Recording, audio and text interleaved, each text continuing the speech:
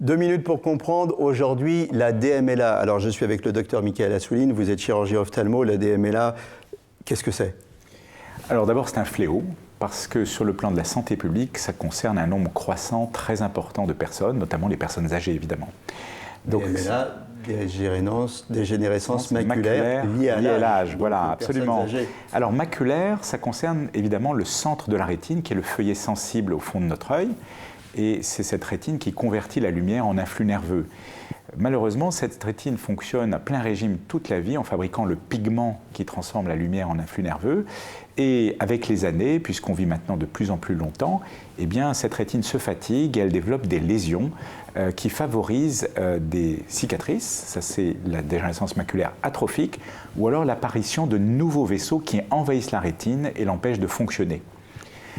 Ce qui est très caractéristique dans la dégénérescence maculaire, c'est la symptomatologie. Les symptômes sont toujours les mêmes, ça commence par une déformation des lignes droites.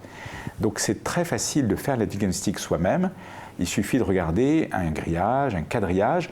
On peut télécharger sur Internet, si on sait le faire, une grille d'Amsler, A-M-S-L-E-R, ou alors tout simplement regarder un papier quadrillé.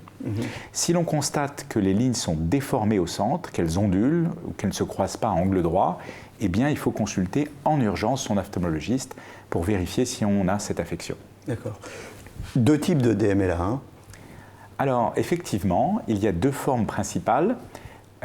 Une forme plus chronique qui évolue très lentement et finalement ne gêne pas les patients pendant très longtemps, mais qui empêche progressivement de lire, c'est la forme atrophique. Et puis une forme plus grave, plus évolutive, qui s'appelle la forme exsudative, dans laquelle apparaissent ces nouveaux vaisseaux qu'on est obligé de traiter par des injections intraoculaires de médicaments assez coûteux. Voilà, DMLA, faites le test par vous-même et consultez si vous avez un doute.